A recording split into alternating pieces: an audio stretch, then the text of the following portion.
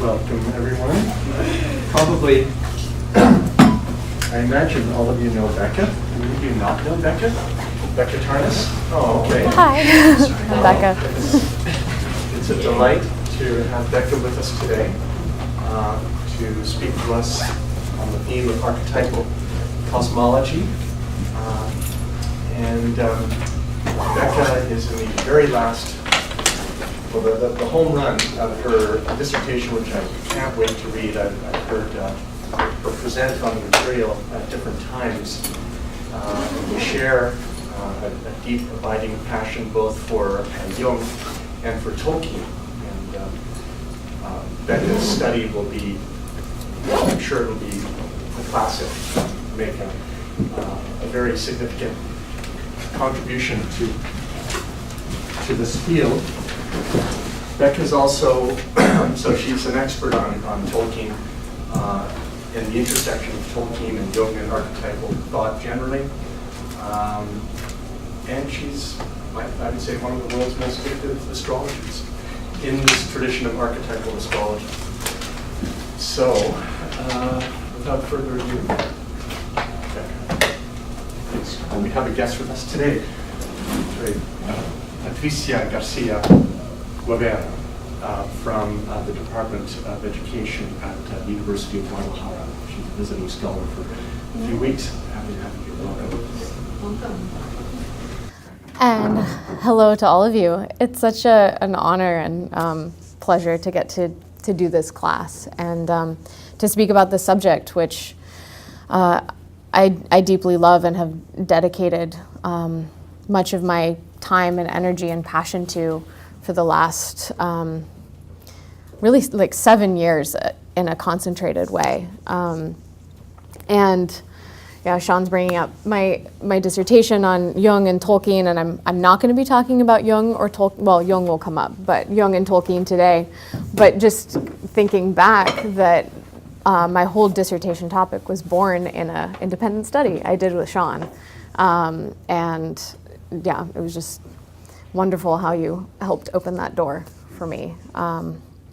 So I am here today to present on archetypal cosmology and astrology. And you've probably heard those two terms used maybe interchangeably and in this program. And so I want to address just some of what we're talking about with that. And of course, I realize I'm kind of threading an interesting eye of the needle here because most of you are in the Psyche and Cosmos course, but not all of you are. And so I want to be able to present on something that can be accessible for people who are brand new to this topic and also who have now been steeped in it for a semester, almost a whole semester. This fall's gone by really fast. And to just explore a few different questions together around why we practice archetypal astrology, what the role it has to play in this program and in this school. I imagine that some of you, I hear this a lot with new students coming in, especially ones that really get drawn into the field of astrology where they might have applied to PCC with no idea that astrology was a part of the curriculum, and then that kind of surprise and sense of what have I gotten into. And so I want to look at that and how it intersects and kind of saturates these ideas of philosophy and cosmology and consciousness. And I also want to look at that term archetypal cosmology and what that really encompasses, because it's not just a code word for astrology, or it's not just a code word for archetypal astrology, it's a discipline. And those of us who are scholars and researchers in this field focus not only on the practice of astrology, and I want to give a more kind of clear definition of what that is, but all these things that surround it. So to give you a bit of a definition of what archetypal cosmology is, it not only encompasses the study of planetary alignments and the correlations, the archetypal correlations between those alignments and human events, events taking place on Earth.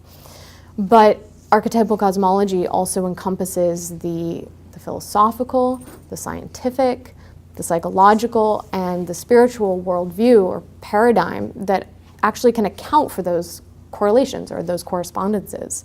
And that's a very deep study. And there's a particular lineage, or I should say lineages, that have shaped what archetypal cosmology is as it's taught in this program and this school, that then also recursively informs how the astrology is practiced. Because there are, of course, many astrologies out there, plural.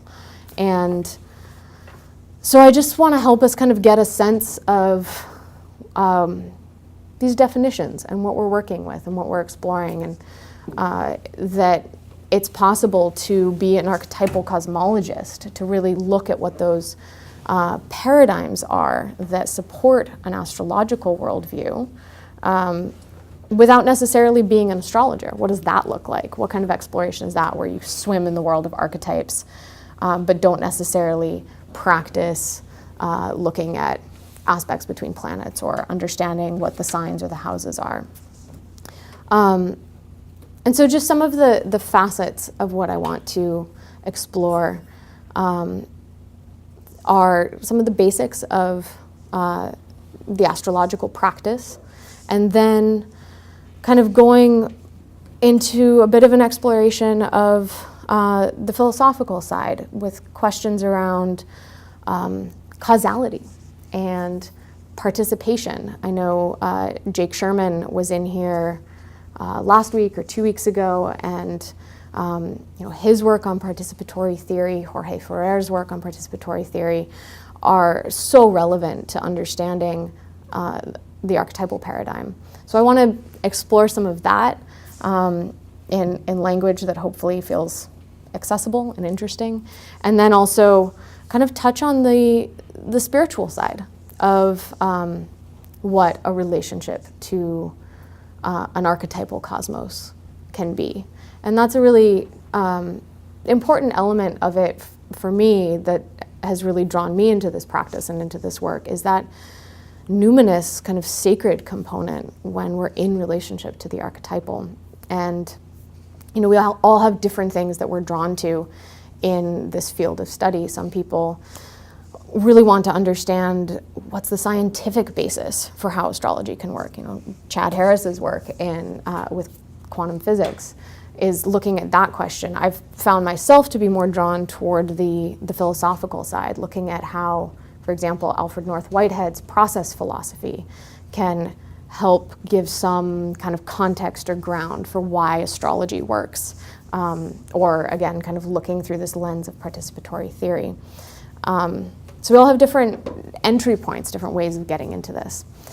And then I also just want to say I'm really open to dialogue, and so would love to be in conversation with all of you. And for those who are online, I have found out that I can get access to enter the space on Canvas. So if you have particular questions or comments that you want me to personally address, I would be so happy to. So just so that invitation for dialogue is really open between all of us. Now I'm going to get some water. So there are a number of different kind of entry points into working with astrology, into working with archetypes. And I just want to briefly share my own, how I got into doing this, because it was about 7 years ago now that I started kind of hanging around the PCC community and realizing that I wanted to do first a master's degree and then a PhD at CIS, and started learning from a number of different astrologers in this community what this practice was, and just dove very deeply into it. And so my relationship in this form to astrology has really been around for about 7 years, and then for the last I guess like 3 or 4 years I've been a counseling astrologer, so learning about natal charts and personal transits, and also the relationship to world transits through one-on-one readings or counseling sessions. And so that's kind of opened up a whole other window of both learning and teaching in that space. And then I'm also the co-editor with Grant Maxwell of the journal Archetype, the Journal of Archetypal Cosmology. And we bring together scholarly articles written by archetypal astrologers and cosmologists that kind of lay out research, correlations, philosophical and scientific explorations of exactly what I've just been talking about. And so I was like planting the seeds too in the new classes coming in and who are, taking Psyche and Cosmos and who are thinking about this material that your papers might one day become an article. And so I just want to offer that invitation to you because so much of the work that goes into the Archive Journal and the research that we do and that we support comes out of PCC.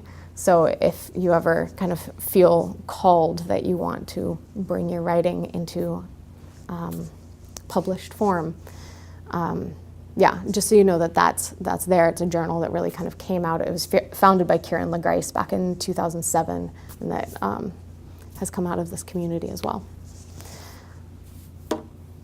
So I don't usually like to read when I'm teaching or lecturing, but in conversation with one of the students in this class, it came up that a number of years ago I wrote this piece that was really trying to get at the phenomenological experience of the planetary archetypes, what it's like maybe this touches on the spiritual side of this practice and this discipline, what it's like to kind of have a relationship with archetypes. And as I was saying, there's a number of different approaches that we can take to learning astrology.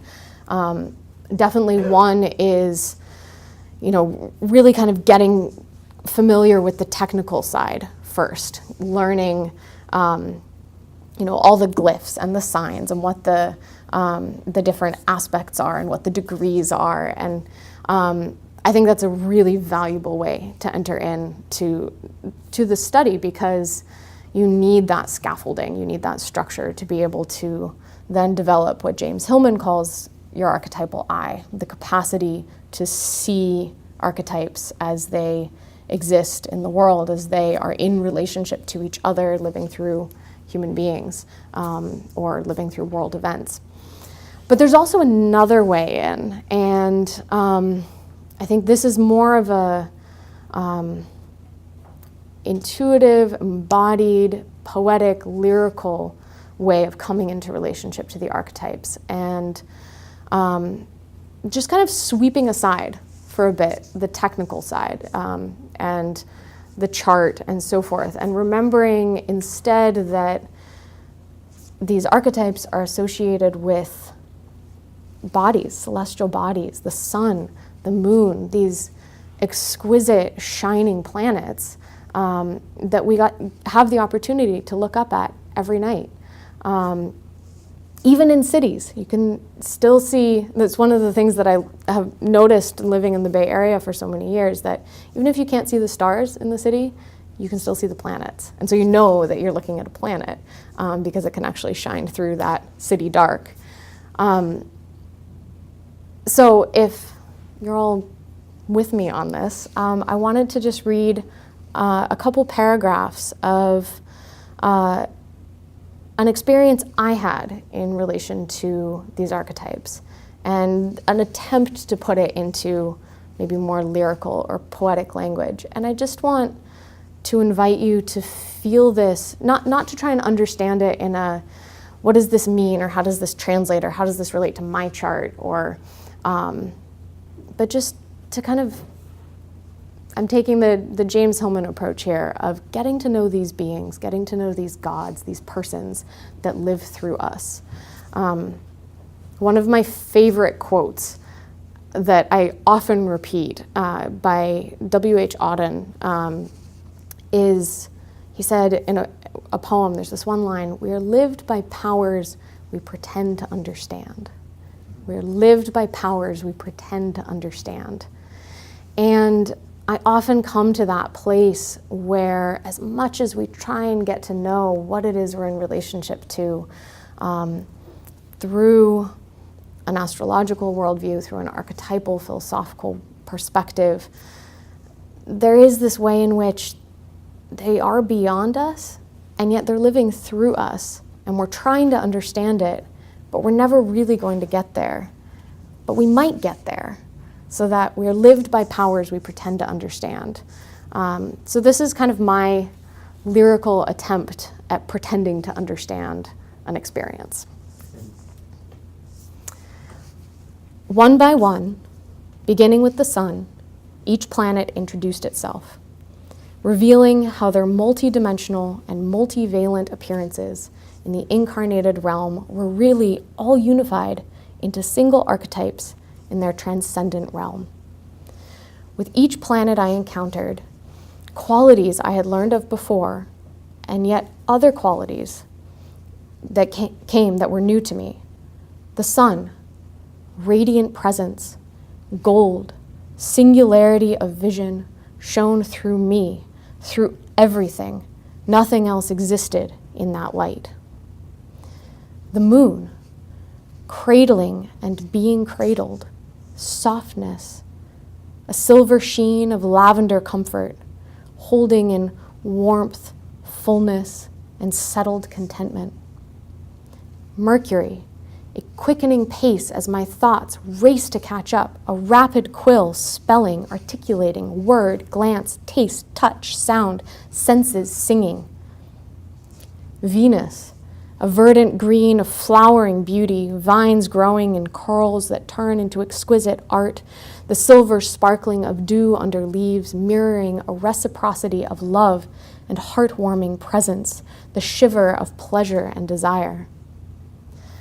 Mars, a flaming red heat burning through me with energy, action, anger, force, violence, blood rushing in a hiss of fiery passion.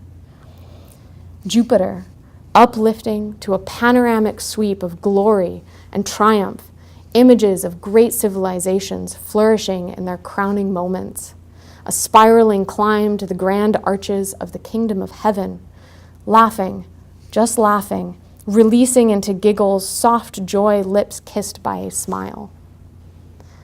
The smile faded into a serious fixed gaze as Saturn entered my field, making me sit straighter, feeling the structural strength of my bones, my skeleton, holding me erect and steady, the stability of age-old institutions weathering through time, weathered away by time, time who eats his children, feeling my body slowly decay in death, yet somehow feeling reassured by this dying that comes again and again in repetition, knowing that all things must come to an end. And with that final acceptance, at last can come wisdom.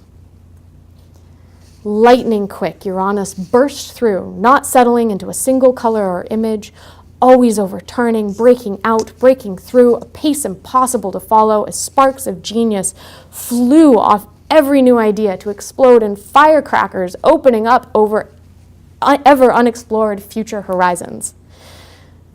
All dissolved, and no sense of myself remained as the oceanic oneness of Neptune washed over all that had come before, containing everything in its synchronous holism, a peaceful oblivion of floating in a flowing celestial realm of watery image, ethereal spirit, and imaginal soul, transcending all boundaries. With a rending tear, the ocean ripped apart into a volcanic chasm. Pluto gaped open, swallowing all in titanic destruction, a violence so deep it was beyond fear, rather a pulsing of life, impulse to survive or perish, pushed and pressured by the unbounded force of desire, fangs, torn flesh, rotting corpses pushing through the excrement, massive desolation laying waste, decomposing, turning over, evolving through pain, passing through the white, hot, burning fire, and from the dead ashes reborn. Then, white light, all the colors melted together, every image unified, only light. All right, so that's my homage to the archetypes.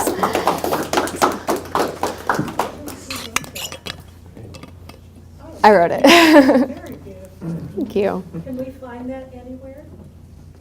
I can send it out. Oh, that would be. Yeah, it's part of a larger article, actually, that I wrote for the Imminence Journal, which was founded by Craig Chalquist in the EWP program. So that has the full article, but I'm happy to share this part of it. Yeah. Well, thank you for listening. That was really fun for me to be able to share. And thank you, Ashton, for asking me to bring in that that kind of side of things, that perspective, because I think if you can feel the relationship between the archetypes, there's this sense, I actually love just contemplating the order of them, the sun, then the moon, Mercury, then Venus, that there's a way in which they're all balancing each other. And if any one becomes too dominant, it calls forward the others. If Uranus is too rebellious, is pushing the edges too far, is just wanting to break out and be free, it constellates Saturn to come in and say, no, I'm sorry, you've got to be responsible. You have to listen to this authority, whether it's within yourself or something outside you. And I think they all do that. And so being able to kind of see the holism of how they're all in relationship. They never come alone. The archetypes never come by themselves, and that's the case in our birth chart. That's the case in the ongoing cycles of world transits, and also just in how we kind of contemplate them as these beings, as these gods, these powers that we pretend to understand. So I wanted to just say a few things on the more kind of practical side of astrology. And as I say this, I realize that some of you are probably going to be diving more deeply into this. Some maybe this is kind of an interesting exploration that can be picked up and then set down again. Some are experts in the field. So one of the things I want to say as I kind of cover these basics is that if you do want to go more deeply, Laura Michetti, who is the TA for the Psyche and Cosmos course, she's going to be offering a 4-week online back to basics astrology course. And I know she'll be announcing it tomorrow, but I also just wanted to announce it ahead of time for those online and for you in person. And she's an amazing teacher. And you will learn so much about just kind of the technical structure and history behind at least this particular form of astrology. So I just wanted to mention that, put in a little plug for her. But yeah, so when you're learning astrology, you're learning multiple things simultaneously. You're having to kind of take in an astronomical system, and which, learning about the orbits of the planets and learning about the the heliocentric and versus a geocentric perspective, and kind of having to hold those both in view at the same time, which is a really interesting exercise. And coming to understand the mathematical, geometrical side of things with the aspects. And then at the same time, you're learning this whole poetic, symbolic language, which is why I wanted to bring this piece in, because you kind of have to hold both at the same time. And use one as the structure for the other to be able to flourish and dance on. So the basics of archetypal astrology, and here I'm going to start to differentiate a little bit what we mean by archetypal astrology as opposed to other forms of astrology that are practiced in the world. Archetypal astrology particularly comes out of the planetary astrology, or what's also called Keplerian astrology, because Kepler, who was the one who recognized that the orbits of the planets were elliptical and not circular, worked primarily with an astrology that focused on the planets and the relationships between the planets. And so generally what we're working with when someone defines themselves as an archetypal astrologer at this point, because this is an evolving discipline, working with 10 planets, so 2 luminaries, the sun and the moon, and then 8 planets. Now, that doesn't mean that the archetypal perspective will exclude working with other bodies. And so that's what I mean by this is an evolving discipline, and it's really interesting to see where researchers who identify with this field are taking the practices. So as I'm saying these definitions, this isn't codified. This isn't like these are the rules, and if you work with something outside of this, then you are no longer an archetypal astrologer. And I think as we go more into what we even mean by archetypal, that makes more sense and also kind of shows what can be opened into that practice. So plenty of archetypal astrologers work with Chiron, or are bringing in working with the nodes or the others of the asteroids. Just speaking for myself, I've felt like it's been my calling up until this point to work with those 10 planets. That's just what I understand most intuitively and what speaks to me. But I'm also not speaking for my future or where that study might go. And then the other kind of basic piece that we work with are 5 major aspects. And what the major aspects are comes out of Pythagorean geometry, actually. And so an archetypal understanding of number, that number has meaning, has symbolic meaning. And so those major aspects, and I know some of you know what these are off the top of your head, and some maybe this is a helpful repetition, and maybe it's brand new. So the 5 major aspects are the conjunction, and it's easiest to kind of explain this through the relationship between the sun and the moon. A conjunction is the new moon. It's when 2 celestial bodies or 2 planets are right next to each other in the sky, and when 2 planets are in a conjunction and you get to see them at night, that it's an especially exquisite phenomenon. Say the recent Venus-Jupiter conjunction that is just going out of orb now and made me spend all my money. No, never blame archetypes for anything. No, but it was rising right before sunrise, and the Venus and Jupiter are the 2 brightest planets other than the sun and moon. Well, yeah, actual planets that we can see, and it was just exquisite. I think Chad has a number of videos that he took of them rising. So that's the conjunction, around 0 degrees. And then you have the opposition, which is 180 degrees. And that 180 degree opposition, just to kind of give you that astronomical perspective, it's, let's say I'm the Earth, and you have one planet on one side of the Earth, 180 degrees opposite that in relation to the fixed stars, in relation to the zodiac, or what we call the signs. That's what the opposition is. And so I kind of like to try imagining, just zooming out and viewing the solar system from, I was going to say a bird's eye view, but that's not really appropriate. Just to be able to understand what that geometry that you see in a birth chart, what that really looks like at a solar system level. And then you have the square, which is half that, 90 degrees.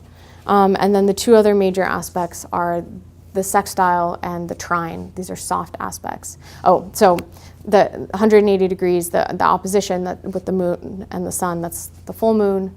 Your quarter moon is where you see half of the moonlit, that's your square.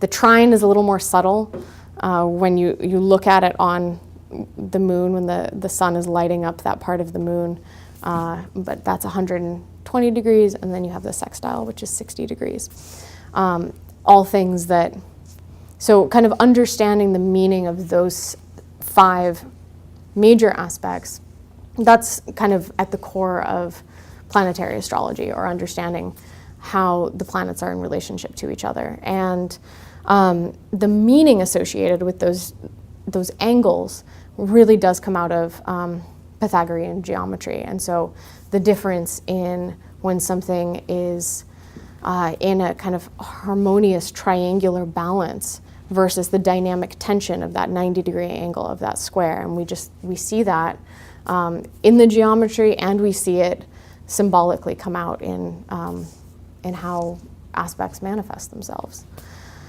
And then I just briefly want to touch on the role of signs and houses, because when people start learning archetypal astrology, there's this question of, well, why aren't you working with signs and houses? Often we first hear about astrology through sun sign astrology. So, oh, what's your sign? Meaning, where's the sun in relation to the fixed zodiac at the moment you were born? And I guess what I want to say to that is the school of thought that kind of is behind archetypal astrology is really looking at, through the lens of world history, and looking at patterning across time. And you can see that best through the cyclical relationships between the planets. And that's not to discount the meaning of the signs, it's not to discount the meaning of the houses. And I think an area of research that really deserves to have an archetypal perspective brought to it is understanding the signs and houses from this viewpoint of something that isn't deterministic, something that is co-creative, something that is participatory, something that has an archetypal nature. And it's something that I think is kind of being done but hasn't been executed in the same kind of systematic way as, for example, looking at outer planetary alignments as was written in Cosmos and Psyche. So just putting that out there, because new researchers and astrologers are being born and inspired every moment. So this isn't a practice that excludes other astrological techniques, but I think has the ability to kind of draw that in, or what, I'm going to out you right now, what Sabrina's wanting to do of bringing archetypal astrology and evolutionary astrology into dialogue, which I think is an extraordinarily fruitful area of research. So I kind of just went backwards here, but another kind of key facet of archetypal astrology is the 3 forms of correspondence, what Rick calls the 3 forms of correspondence. And these are world transits, personal transits, and natal astrology. So natal astrology, that is where the planets were at the moment you were born, in the particular place on Earth that you were born, and based on the idea that what the relationship between those planets is at that moment bears some archetypal correspondence to who you are and how your life unfolds. World transits are the ongoing movement of the planets, the ongoing relationships that they make to each other, and the correlations between those,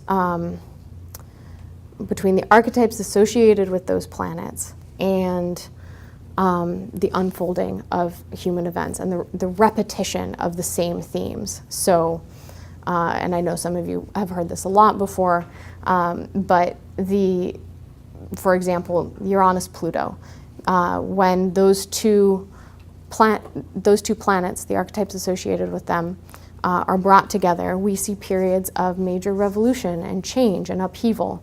And the archetypal meaning associated with those planets, with Uranus, is of Uranus is rebellion, change. It's the trickster. It's the puer, puella, the eternal child that wants to be adolescent and disruptive and change things, and is always kind of pushing to that edge and wanting to discover what's new, what's ingenious, what's awakening, what's liberating. In relation to Pluto, the Plutonic, in that piece that I was reading, it has this deep, violent, primal, sexual, oppressive and oppressed quality. It's the deep chthonic underworld. So you bring those two together, and it's this unleashing of profound titanic energy for change, for social change, that brings freedom and liberation to those who've been oppressed, those who have been held under in some way by society. And so we see, just looking back through history, that Uranus and Pluto, when they come together, you have periods like the French Revolution, or the 1960s, or right now. And you can see the kind of repetition of patterns when the same cycles come back into the sky. So that's a brief outline of world transits. And then personal transits is just the interaction of the natal chart and world transits. So how does what is happening in the sky, what is happening in the collective, relate to who you are as an individual? And you can see the timing of certain periods in life, events in life, correlate with what your personal transits are. Are you going through a really difficult, challenging time? That might be a major Saturn transit or a major Pluto transit. Are you in a period of creative awakening and breakthrough and excitement? That's very likely a Uranus transit. And just being able to see how that timing relates to your life, and when it begins, when it ends. And if you know that, then you can start to participate in it. Then you can consciously engage. Where something feels more challenging, you can look at what are other ways that I can live this? What are other ways that this can come through in my life? And that's where there's this bringing together of fate and free will, of human agency and creativity and freedom in dialogue with these archetypal structures that are both set and evolving, that are both eternal and in relationship to us. So it is this co-creative dance that we're invited to participate in, to work within, to play within. And so this brings me to really trying to define an archetype. I think you can go all the way through PCC, all the way through graduate school, and still try and figure out, how do I define an archetype? Because there are so many ways to do that. You can begin with Plato's idea of the archetypal forms, or the ideas that are, for Plato, they were completely transcendent, and incarnated beings participate in those eternal forms. So, for example, one of the forms or ideas that Plato discusses a lot is the idea of horseness, right? So what is it that all particular horses have in common that we can recognize that's a horse? And it's because they each participate in the archetype of horseness, or of horse with capital H. Or a common one that we use to describe is of beauty. We all know what beauty looks like in someone's face, or in a landscape, or in a painting, or in the sunrise. They're all different particulars, but we each have this sense that it's beautiful. And so that too, it's an archetype with a capital B. And for Plato, all of those archetypes lived in this transcendent realm, and it was the philosopher's quest to remember. The word he uses is anamnesis, which literally translates as unforgetting, to remember that we were once part of that realm, and that we've come incarnated into this realm, but when we die, we return to that archetypal realm. So that's the Platonic idea of archetypes and participation. But there's been a whole philosophical evolution since then. And so a person whose ideas are extraordinarily relevant to archetypal cosmology and astrology is, of course, Carl Jung, and his understanding of archetypes, which he discovered in the collective unconscious. For him, it was by entering into that realm of the collective unconscious through dream, through active imagination, which is basically induced visionary experience or fantasies, and which can be both spontaneous, kind of spontaneous visionary experience, or this kind of active cultivation of that. And he encountered in that realm of the collective unconscious the same thing that Plato had encountered in what he saw as a transcendent realm. You see kind of these reverse images for Plato. He's looking up to the transcendent realm. For Jung, I think it's much more about the descent and going down, and you find the same gods. But for Jung, it was encompassed within the context of, like, within the human psyche. And of course, Jung's work on synchronicity, which he brought out later in his life, and even his work with astrology, indicates that, well, he didn't really think that it was completely internal within the human psyche, but rather something that runs all the way through the human being into the cosmos, and into the human being. And I think that's much more of the perspective that astrology affirms, because there is this correspondence between our own internal experience and the movements of the planets. It gets returned back out to the cosmos.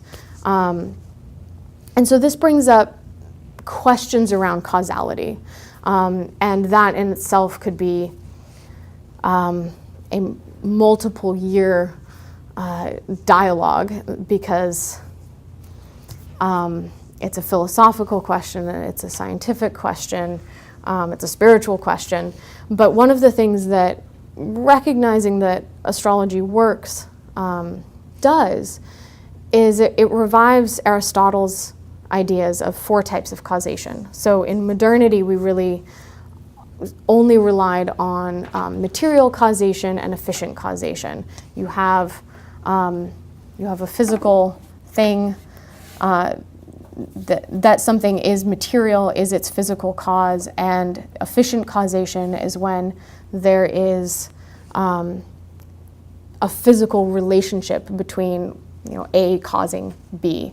And that's usually the place where most people in modernity get stuck with astrology.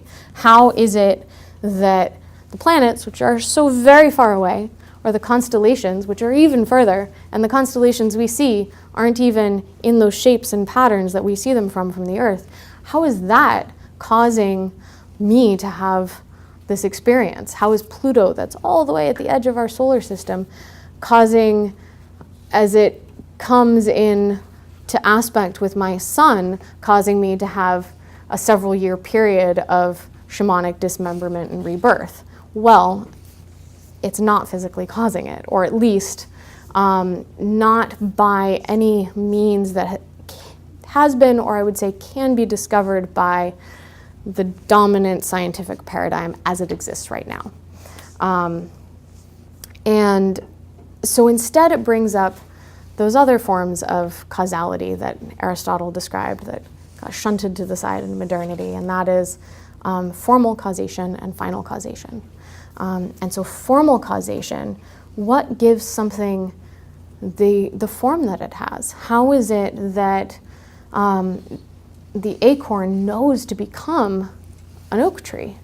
How is it that an archetype coheres, that it can have a multivalence of meanings, a whole spectrum of meaning, and yet remain true to a certain principle, universal principle, that ties together that multiplicity of expressions. And then final causation, this idea of really a telos, a direction, something that's calling, that is calling that form into being toward its final expression. So the idea of an archetypal cosmos indicates that it's not just a physical causation that's taking place, but rather the universe itself is shot through with archetypal qualities. And it's not the planets that have these archetypal qualities and then they're causing me to be a certain way. I like to see it more as like a connecting thread that runs through all of us and the Earth and the planets and beyond that. I think that's why in some way it's really interesting to contemplate archetypal nature without even looking at the astrology. You can bring the astrology back in because that's what gives the grounding and lets you look at, this is how this particular transit came through in this world event or in this person's life. But also just that recognition of the archetypal nature of the cosmos itself, that isn't just tied to the planets, that isn't just within our own individual human psyches, but rather is this kind of cosmic web that's binding the whole thing together. This sense that even in our worst moments, even when we're failing or falling down or suffering, that too is archetypal, and therefore that too has a certain sacredness to it. That not only are we kind of in a spiritual connection with the cosmos when we're at our most enlightened or meditative or unitive experience, or most loving, or most heart-opening, but when we really mess up, or when we really just feel horrible, that too is a God. That too is these powers that we pretend to understand living through us.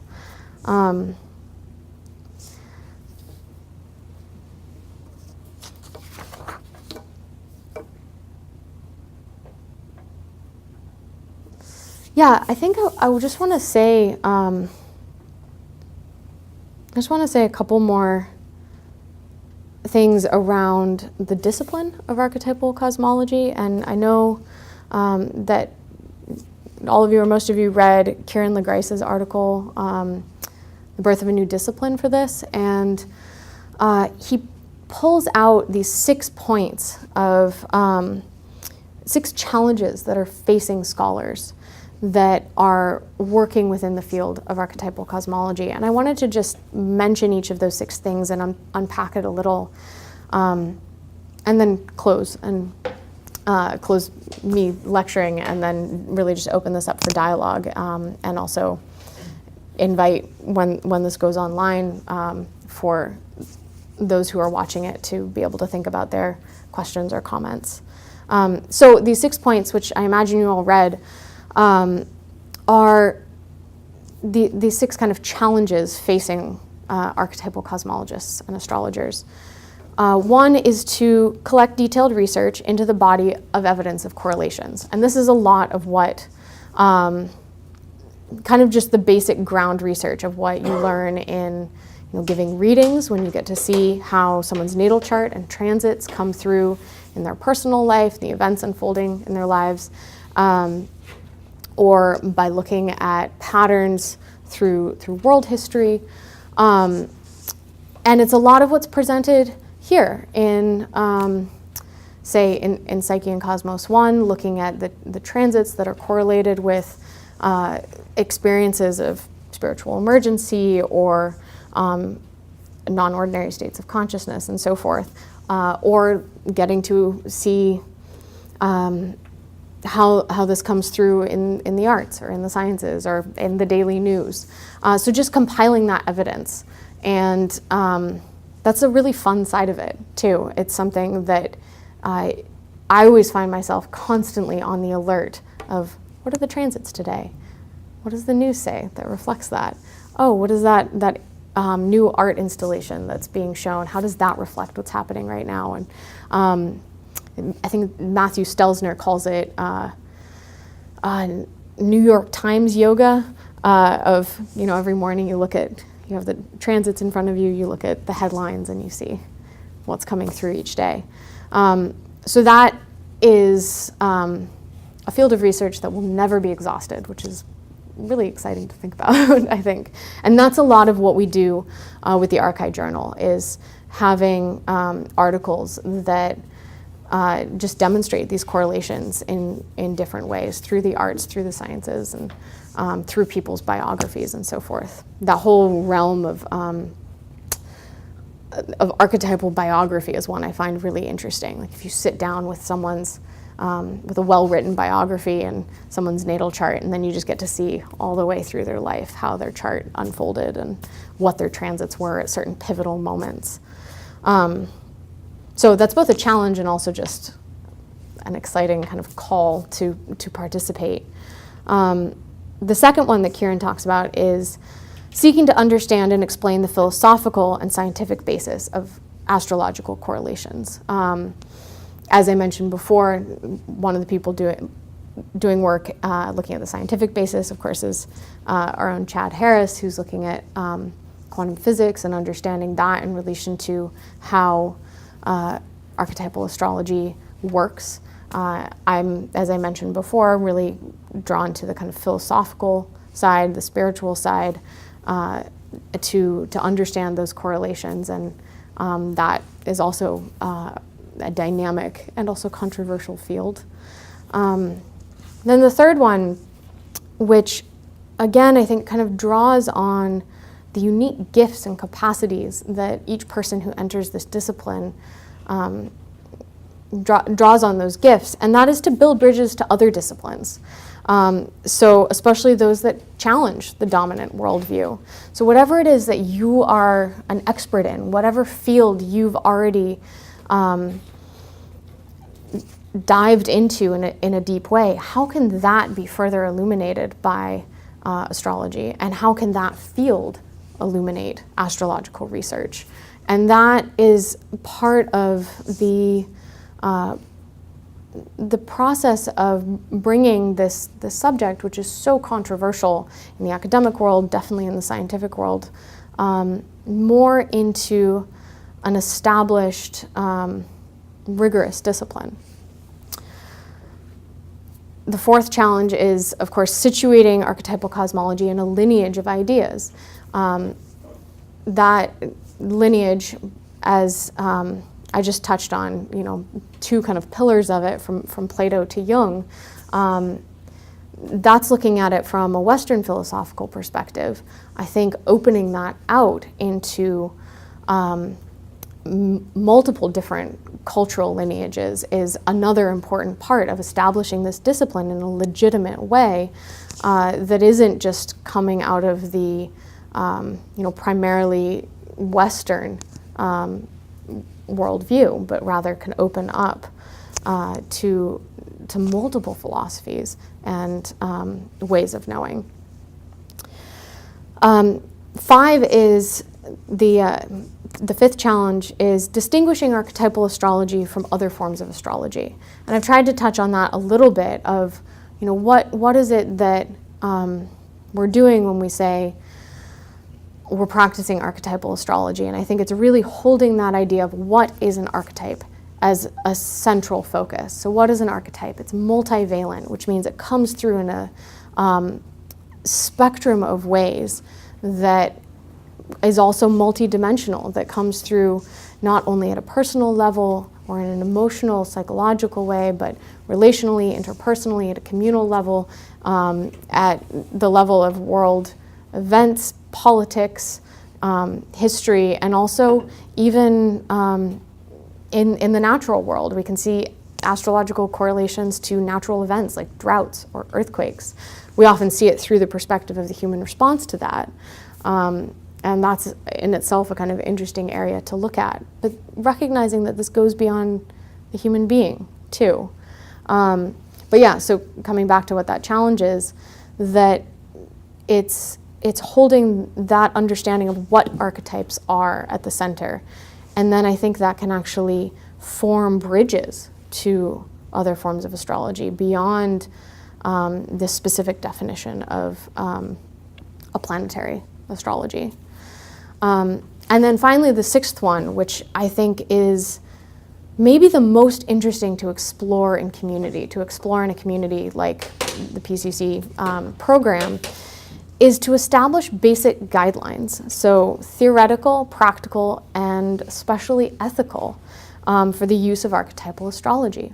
How do we talk about this in a way that allows for personal insight and inquiry? How do we work with this so that it helps develop ethical relationships and ways of being in community with each other, ways of being part of the larger Earth community?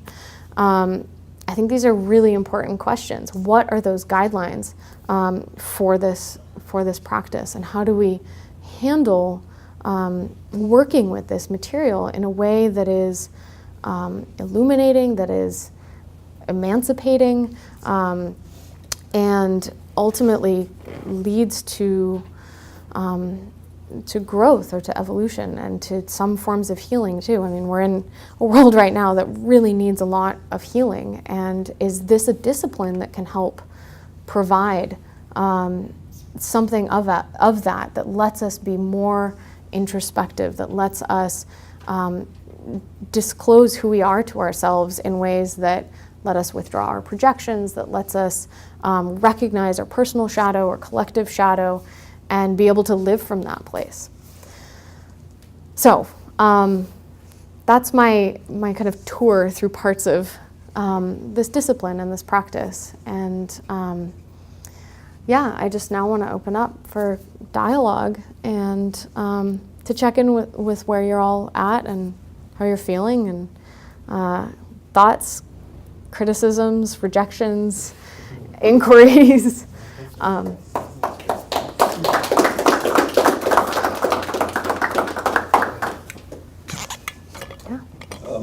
You made a very quick reference to free will, and also there were some in the writings there were some references to that. Yeah.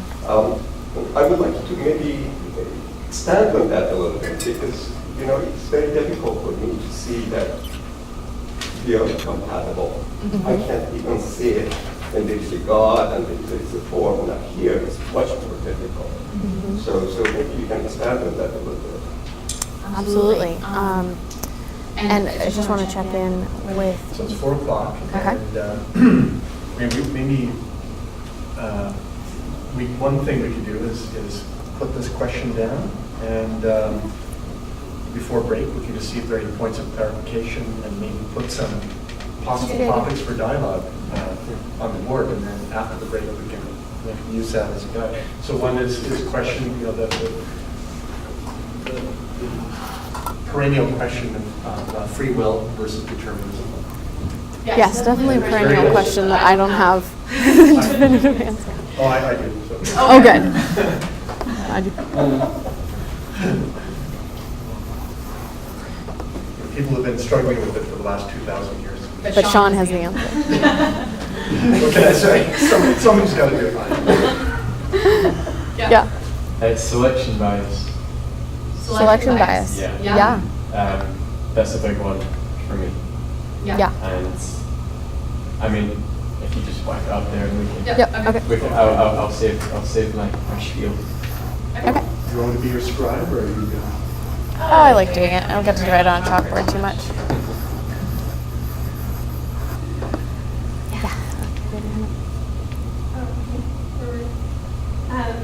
I'm curious to talk more about just like what astrology does to human consciousness after reflecting on these archetypes, and how the philosophical question of does it open up new experiences that didn't exist before, or simply draw our attention to them If I think about it in my own life, I don't really have an answer. But Yeah. I'm trying to think of a succinct way of writing that down. It's a really good question. Astrology's effect on, how would you? Like, does it open up new opportunities that didn't exist because now we have the gestalt to perceive them? Or does it somehow train human consciousness to be more perceptive? That's not succinct. It's not succinct. I It's okay. think the basic premise is it epistemologically, does it change our nature, the epistemological nature of how we understand reality? That sounds awful. No, Okay. that's, No, but that's still the no. I feel like these are related too, the selection bias and how. None of this is going to capture it, but.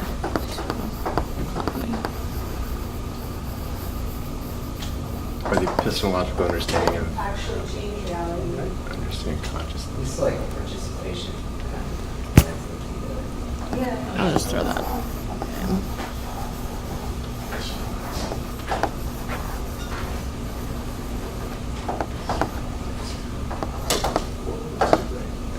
That's pretty Did you good. ever do that?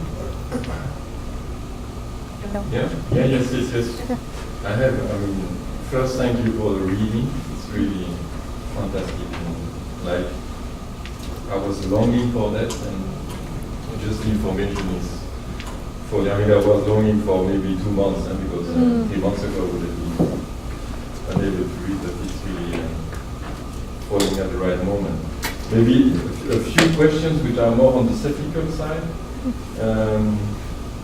But why is it that in some chart or transit, sometimes it makes so much sense, or for some people it makes some more sense, or for some events it makes some more sense, and some other times it doesn't at all?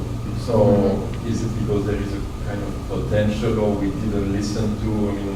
Why is it that there are so many difference between coherence and uncoherence? That's one.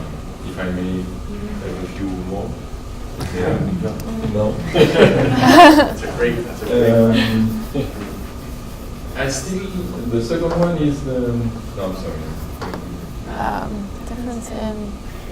In relevance or in So apparent lack of- coherence or. So why in some cases apparent? Now I'm gonna make you be my Apparent lack of correlation. Okay. Okay. So sometimes the transit is accompanied by evident synchronicity. Other times the transit doesn't seem to be accompanied by and even maybe dischronicity. Yeah. So, And even in one's chart. Yeah.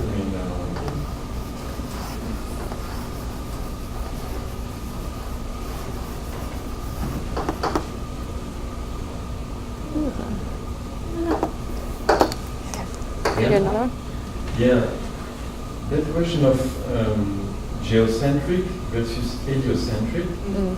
I also have a difficulty why. It's more a feeling, like the fact that the option is from a geocentric. It's a kind for me a kind of anthropocentrism vision, which I'm not comfortable with it. So maybe if you can explain why it does make sense to put us in the center of the world instead of our solar system compared to what we have discovered 500 years ago. What's the sense of that geocentric view? I'll just briefly address some of that, and then we can come back to it. I started using the word geoperspectival a few years ago, where it's like you can say geocentric as in it's centered on the Earth, but it's also just the perspective of being on the Earth, and we're here. This is where we're situated, and so this is where we are taking in all of our information. And I wonder if we really do kind of recognize a cosmos that's shot through with archetypal patterning, that it's our kind of perspective of being on the Earth and each individual on the Earth that is what we can see is that kind of center of meaning. So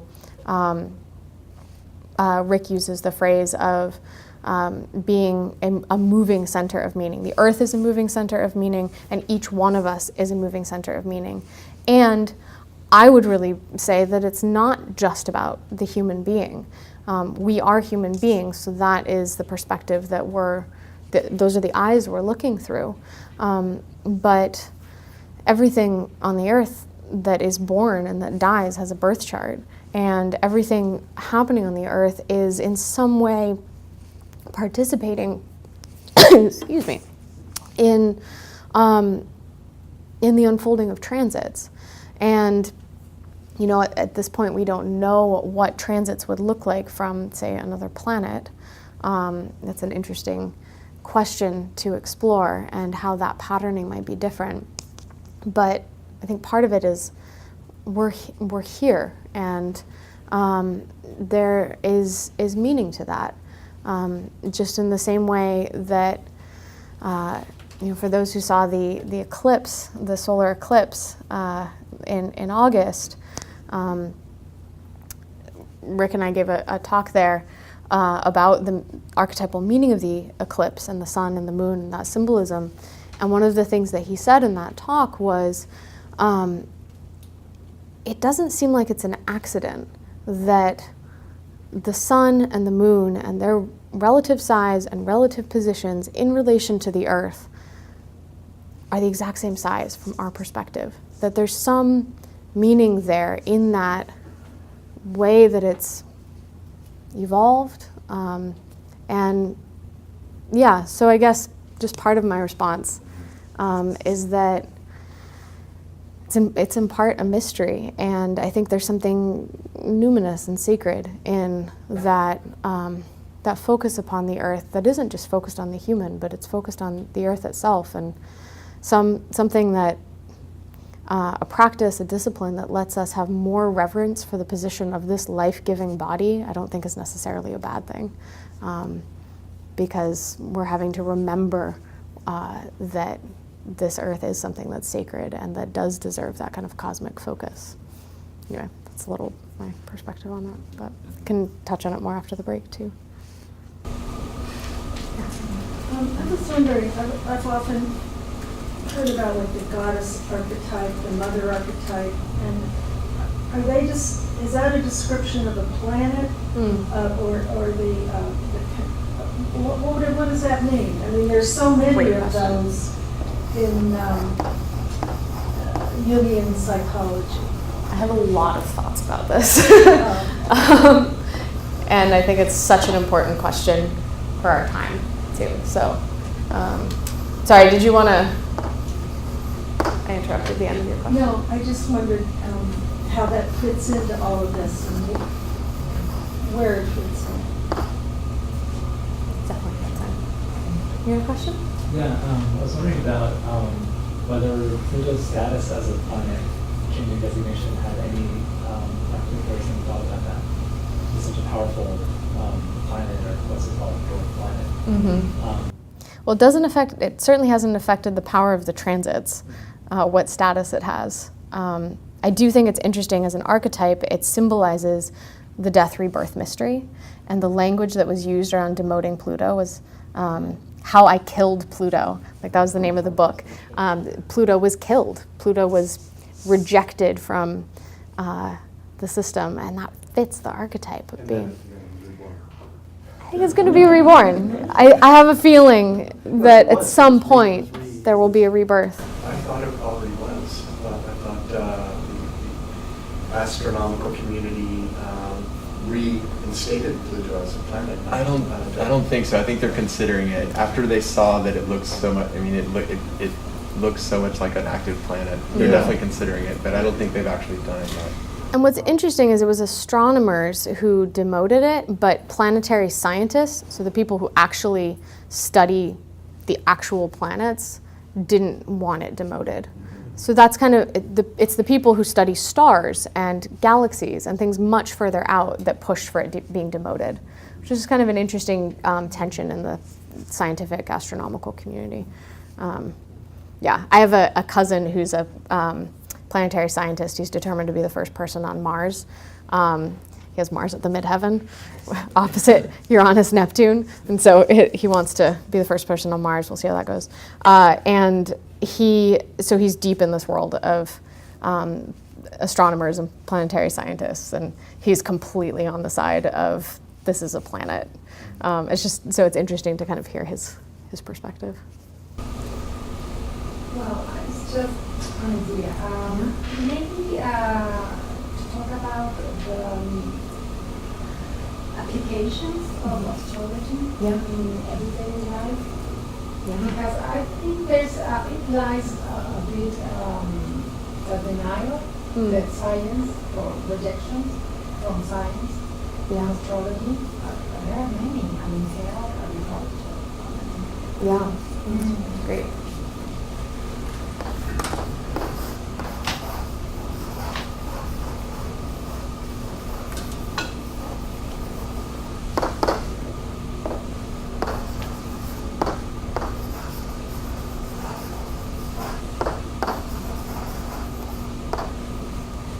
Well, yeah.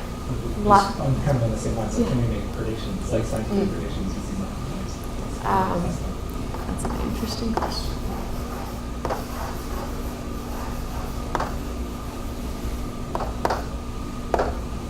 Okay. I think that depends on the kind of astrology you're doing and what you're bringing to it. Any last points? And then we should probably take our break. Yeah? I'm just thinking right now that isn't it that astrology is actually a wrong name? Why? Because in logos, the biology or ecology is the logic, and actually astronomy is the economy is the management of the house. So astronomy is also a wrong name. It's not the management of the stars. It's astrology. Almost just name or rule. So the rule govern behavior of. That's logos. Not nomos. Well, if you think of logos as the language or the word, the language of the stars, I think it is appropriate in that sense. That there's a dialogue. Well, yeah, it tends to mean systematic discourse. So biology is the systematic discourse around the phenomenon of life, bios. Right? Psychology is the systematic discourse around the psyche. So astrology is a systematic discourse around the stars. Yeah. So it's in that general sense that's what the the question is, in a way, it's wrong because, or if I understood well, it will never be a science. Or do you? I mean, that might be the question. Do you think it has the potential to become a science, or it will always be closer to a belief system, or in your article, kind of spiritual path? So I think that if it were to be considered a science, science would radically change. And so according to the standard definitions of science as they are now, no. Because that would do away with so much of what is poetic, what is nuanced, subtle about astrology. But if science were to radically change by the inclusion of something like astrology, then it could be. But I see it as kind of, it's a bridge between the arts and the sciences, between the spiritual, religious, and the sciences. It kind of, it's like imagination. It sits in the middle between realms and kind of helps unify them.